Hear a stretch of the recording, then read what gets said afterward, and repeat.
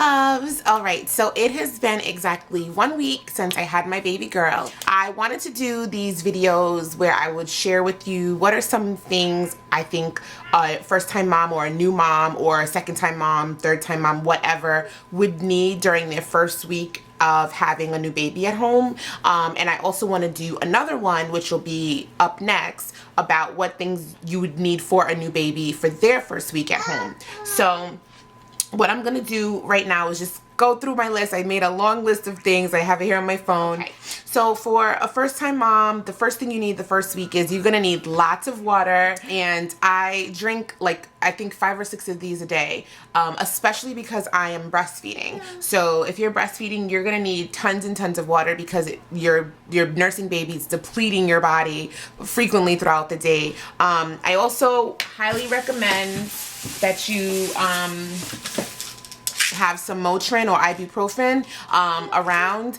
When you're in the hospital, they allow for you to take 600 milligrams every 6 hours, and I pretty much have been staying consistent to that because you do have some post-pregnancy pains. Depending on like how big you were and what type of labor you had, you could possibly need something more stronger, like if you had a C-section or if you had horrible back pains and things like that. But for me, it's mainly just the pelvic area. You also want to keep taking your prenatals, especially if you have like a big, humongous, you know, container like this. Also, because I'm nursing, you want to continue taking your prenatals as well. But even if you're not nursing, you want to take them so you could slowly like wean your body off of your hormone. And I mean, it has all the things you need in a regular vitamin plus a little bit more for a baby. So I totally recommend you keep taking your prenatals. And if you know that you plan on having more children, like this is your first baby and you know like in a two to 3 year span, you want to have a second baby, or if it's going to be your third or fourth or whatever, I do recommend you take your prenatals because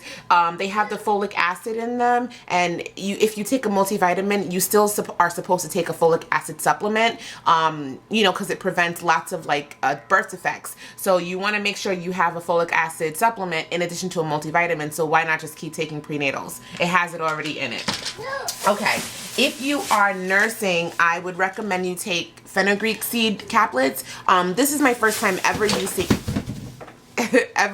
them. Fenugreek is said to help bring in your milk better, and so if you're a lactating mom like myself, you want to make sure your milk supply is good, and some people say that their milk supply runs a little bit dry or depletes, and if you're not the most educated on lactation, this could help you. But one thing that you want to make sure that you do is, regardless of if you want to take a supplement or not, is you have to make sure your baby nurses often. So if you have a baby who sleeps for a long period of time and you're nursing, you have to wake them up, because a nursing baby is supposed to feed every 1 to 3 hours. So 6 hours of not nursing is really bad for your milk supply, and then when your baby finally does wake up, they're hungry and you're not sufficiently satisfying their hunger because your milk supply has been slowly being deplenished. So if you are a nursing mom, and I don't know if it matters too much whether you're nursing or not for this one, but you want to get a rocking chair. I'm actually sitting in my rocking chair right now. It's here by my vanity, and it comes with a stool. And you want one that comes with a stool because you can put your feet up in the middle of the night while you're rocking.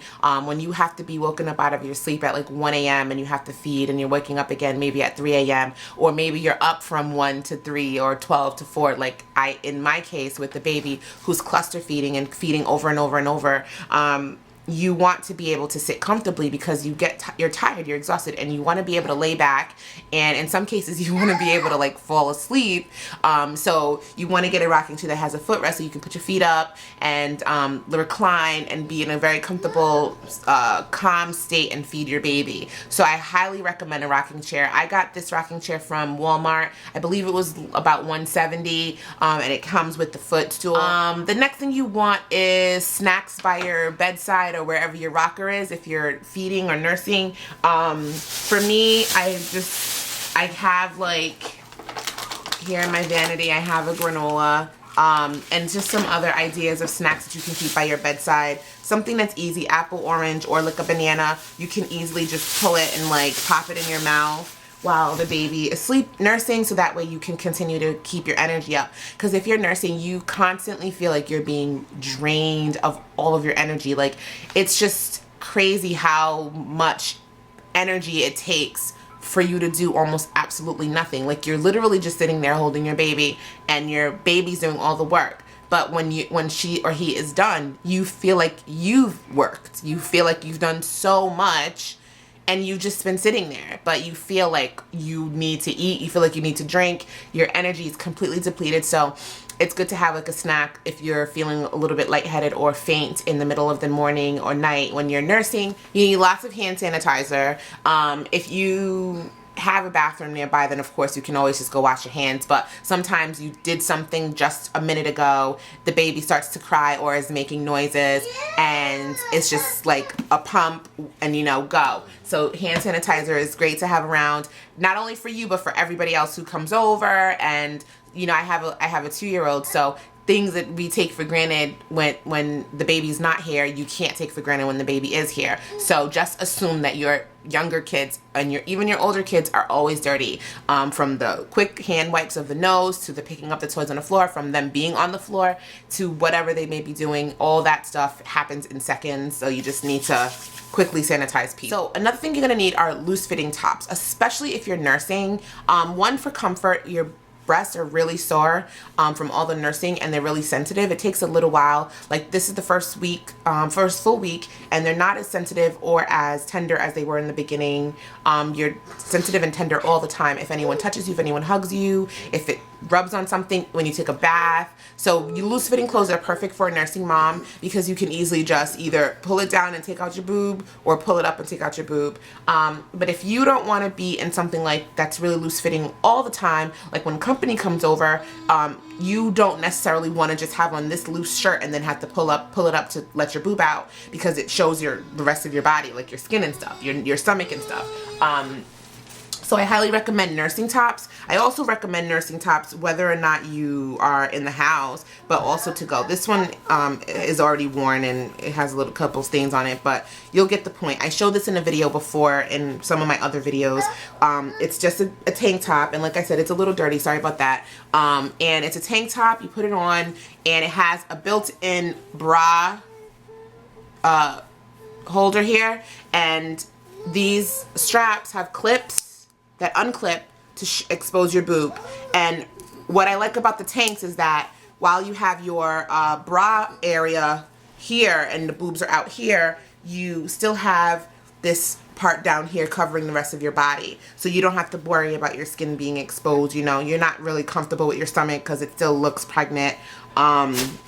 And maybe you just don't want your whole body exposed when you are out, or if you're at home and people are over. So I highly recommend that as well. If you don't want to wear a nursing tank, but you still want the easy access to your breasts when it's time to nurse and you're out on the go, you can get a nursing bra. It's the same technology as a nursing tank, but you're wearing a bra and it has a flap to expose your boob. That's really it.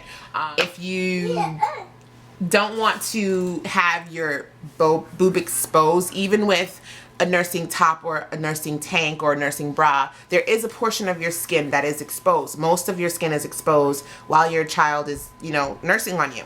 So they have these covers. They call them udder covers, and it looks like an apron. Pretty much it looks like an apron, as you can see here. You adjust the strap here, and it has an adjustable thing here. It has a built-in plastic piece that allows for the udder cover to stay out like this, so it doesn't lay flat against you, but it stays out. And the technology is so that you can look down to see your baby to make sure that they're latched on, so you have that luxury, and then you're covered, so no one can see, you know, your breasts or anything like that. And it's pretty long, so if you're standing up or you're sitting, no one can see what's going on, and then you just nurse your baby underneath, and then you can see them and adjust them and so on, and don't have to like keep fidgeting with a blanket that keeps moving and it's flat on the baby's face and you can't see them, and you just want to make sure you know. So this is good for that. And you can get these online. A lot of websites. I think I went to like uddercovers.com. I might be wrong, but I got this when I had my son, and I didn't have to pay for this. They just make you pay for shipping, and that's it. So it was actually free. But I mean, I'm sure you could find something comparable. I think the main thing was just this technology in the top that is what people really like about it. So after you have a baby, you do have a lot of bleeding for probably a week or two, depending on, you know, the person. And obviously you just push out a baby, so there is lots of loss of blood, and you want to make sure you have sanitary napkins. So you need pads. I would totally advise you get the long ones. Get the long ones because you don't know how your underwear is going to be moving around. You can't use tampons. You can't insert anything into your vaginal canal, so you want to make sure you have pads. You can also use vaginal cleansing wipes if you choose to help with some of the odor. If you're concerned about odor, that would be good for you as well. Another thing you want to do is make sure you clip your nails. You know, it's so crazy because when you're pregnant, your hormones are so high and they're raging, and your nails grow so long and so beautiful, and they probably were the strongest that they've ever been in your life. But then you have this baby, and there's the most unsafe, unsanitary thing ever, from in bacteria and germs and dirt and grime being stuck under your nails. That's not good for the baby. And then also long, strong, sharp nails are not good for the baby because they scratch. And you often have to put your fingers in places with babies that, you know, are not going to be that comfortable for the baby with the long nail there, like cleaning cracks of eyes, or in the vaginal area for girls, or in the bum area, you know, for the boys. And sometimes you have to put your fingers in their mouth, especially if you're nursing and you have a bad latch. You have to stick your finger in their mouth to get the latch off. So you want to make sure that you do as much as you can to keep yourself clean and free from germs, so you prevent getting your baby sick. So you got to cut off those nails. I know you don't want to, but you got to cut them off. So one of the major things I think you probably need, outside of all those other physical things that I've just mentioned, is support. You need lots of support. You need support from your family. You need support from your friends. You need support from your husband if you're married, or the father of your children if you're dating. Whatever, whomever is in your life, you need support from them.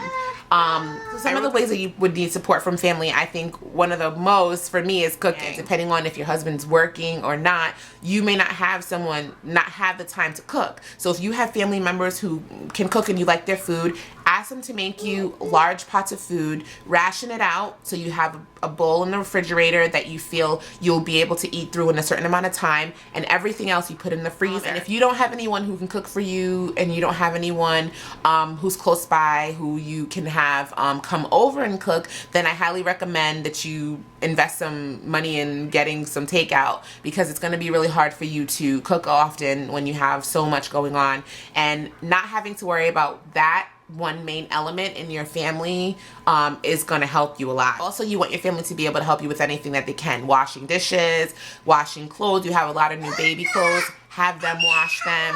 Your clothes from your home, have them wash them. You don't have time to be doing laundry, especially if your laundry facility is not in your house. Like, you have to take your clothes somewhere. Who has 3 to 4 hours to sit in a laundromat doing laundry with the newborn? Like, have them help you with that kind of stuff. You also want them to help you with the siblings. If you have younger children, have them come over and help with that. Prep their food for the week. If they go to school, prep their lunches. Help clean the rooms for you. Run your errands if there's things you know you need, and someone says to you, hey, I'm coming over. Ask them to stop and get you something. This is what I need. Can you pick up this, this, and this? They're not going to say no. They know you need the help, but not everyone says to you, do you need something? I can pick it up. Let me know. So let them know. Take charge of the situation. They're coming over. They're going to be over for a couple of hours. During that time, you have to entertain. You can't get any rest during that time, so at least let them be helpful to you. And then I would say the last main thing after getting the support, which is one of the most important, is do something that makes you feel normal. Do something that makes you feel sane, makes you feel like you. So for me, I really enjoy making my juices. I got a juicer, and I've enjoyed making juices. Juices make me feel sane. It's a time where I get zen. I'm prepping my fruits and my vegetables. I'm chopping them and I'm juicing them. And it's a time that I'm just in my own lane. And then I enjoy the result of the juice. I get a beautiful, healthy drink that I can drink, my family can drink. My husband loves them, my son loves them, and I love the feeling that I love that feeling of seeing them drink them and enjoy the juices. So I like juicing. I also like doing my makeup. I know, you know, when you first come home, you don't want to be doing your makeup because you probably don't feel like that's something that's important. But if doing your makeup is something that makes you feel calm, then I totally recommend doing it. So for me personally, when we went to our first baby wellness visit, I did my makeup. We had a day where so much family was coming in and out. So that morning after I took a shower, I did my makeup. So I don't want you to say, well, wow, like I can't even imagine doing my makeup. For me, it's something that keeps me calm. For me, I enjoy pampering myself minimally like this. I'm wearing a mask today. I have videos on my beauty channel about masks and things like that. So if you have questions about them, let me know. I'll leave the link in the description box so that way you can just go check out those videos. Putting on a mask and something like this, you put it on and you keep it on for 15-20 minutes if you want to or less. And for that moment, you know you're taking care of your skin. It makes me feel sane. It makes me feel comfortable. I feel like Jenell again. For some people, it may be knitting, it may be crocheting, it may be reading, it may be going on Facebook and Instagram. For me, I love going on Facebook and Instagram. Do what makes you happy, but those are my recommendations of what I think the mommy needs during her first week. Some of these things will remain the same into week 2, and some of these things might change as things change in your life. So I'm going to make an update when I think that the things have changed, because there will be some things that change, but not everything. Obviously, what you need in your second month is not going to be exactly the same as in the first week. And my next video about something like this will be what are the things that the baby needs the first week. So look out for that video. Let me know if you have any questions. I hope that although this video was lengthy, that it was helpful because it was informational. I wasn't rambling. Yeah, so subscribe to my channel, and I love you for watching. Bye.